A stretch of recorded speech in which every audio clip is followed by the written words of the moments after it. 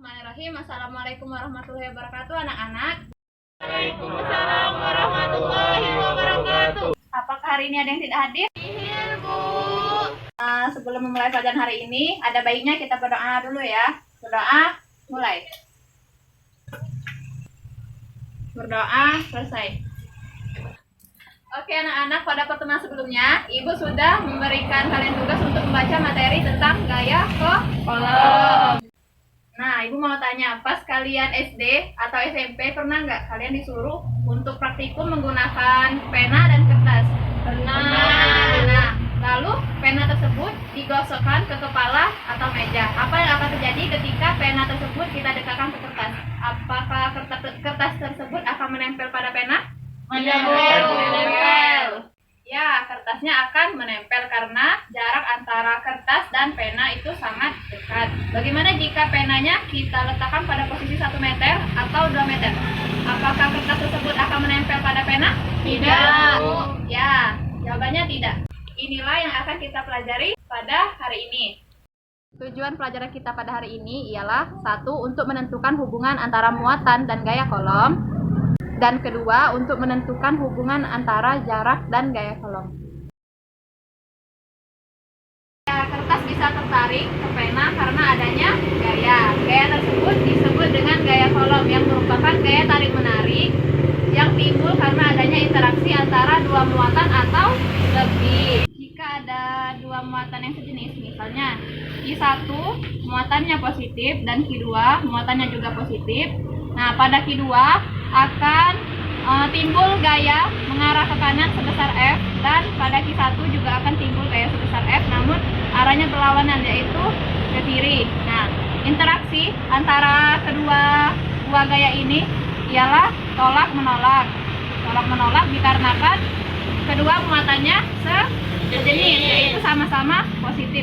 Kedua muatan ini dipisahkan sejauh R. Berarti muatan 2 akan mendapatkan gaya tolak ke kanan yang disebabkan oleh muatan 1.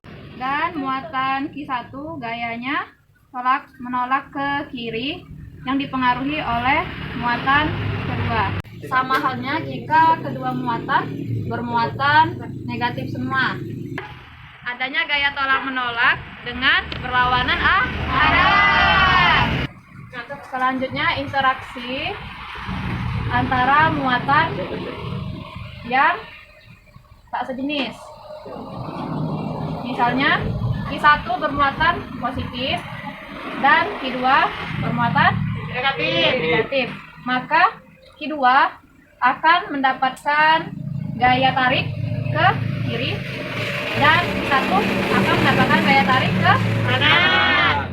Maka gaya yang terjadi adalah saling tarik-menarik dikarenakan kedua muatan saling sejenis. Benar. Maka dapat kita lihat bahwa muatan Q1 ditarik oleh muatan Q2 yang besar gayanya sebesar F, dan Q2 ditarik oleh muatan Q1 dengan besar gaya F. Maka dari penjelasan yang sudah Ibu sampaikan, telah ada interaksi dari muatan yang sejenis dan muatan yang tidak sejenis. Jika kedua muatannya sejenis, maka gaya yang timbul saling tolak-menolak.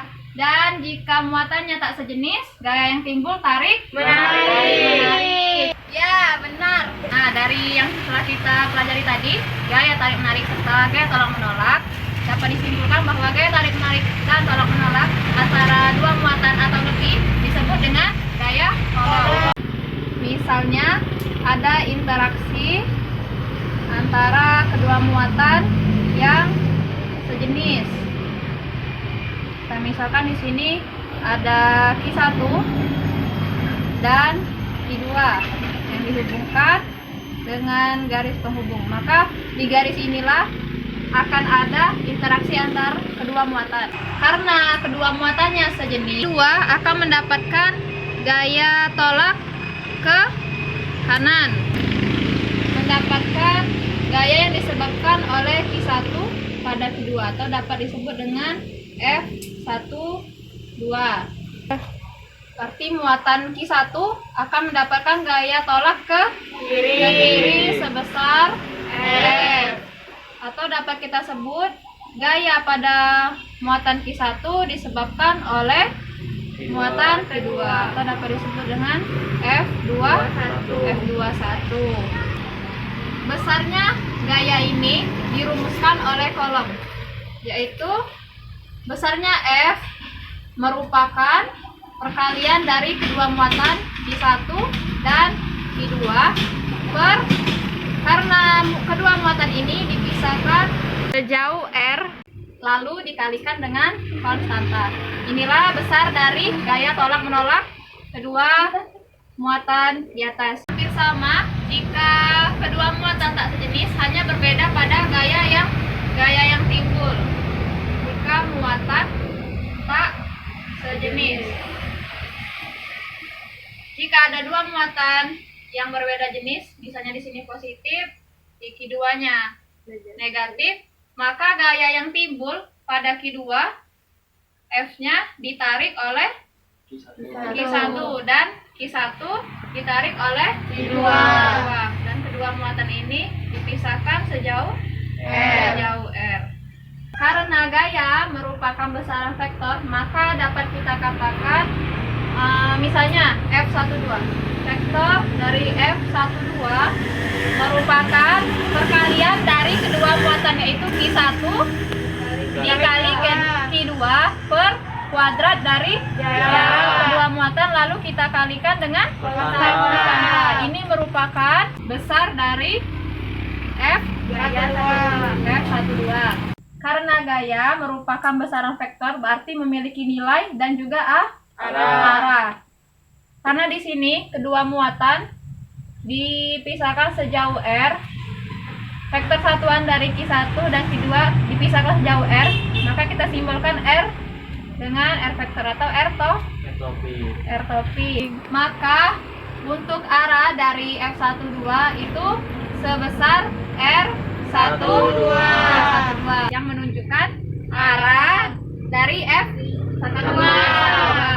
Rumus matematis gaya kolom ini dapat kita jabarkan bahwa gaya kolom berbanding lurus terhadap muatan dan gaya kolom berbanding terbalik dengan jarak. Oke, dari penjelasan yang sudah Ibu jabarkan tadi, apakah kalian semua paham?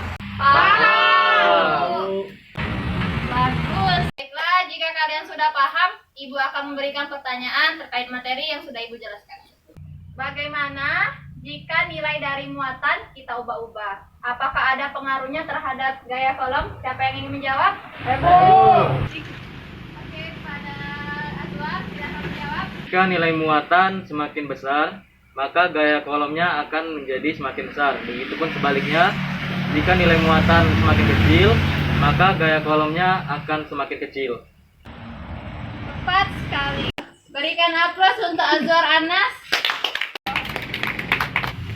Pertanyaan kedua, bagaimana jika nilai dari jarak kita ubah-ubah?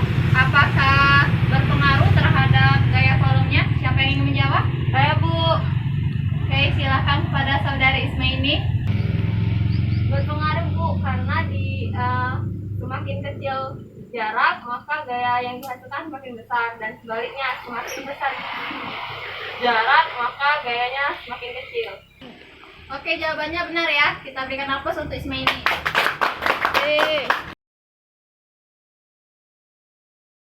Oke anak-anak, sekian ya pelajaran kita pada hari ini. Jadi ada dua faktor yang mempengaruhi gaya kolom, yaitu muatan dan jarak antar muatan. Oke anak-anak sekalian, sampai di sini ya pelajaran kita pada hari ini. Apakah ada pertanyaan? Tidak, Bu.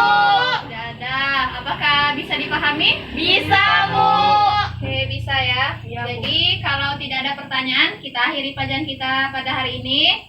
Sebelum kita pulang, marilah kita berdoa. Berdoa menurut kepercayaan masing-masing. Berdoa mulai. Berdoa selesai. Oke anak-anak, sekian. Terima kasih atas perhatiannya semua. Ibu akhiri. Wassalamualaikum warahmatullahi wabarakatuh. Warahmatullahi wabarakatuh.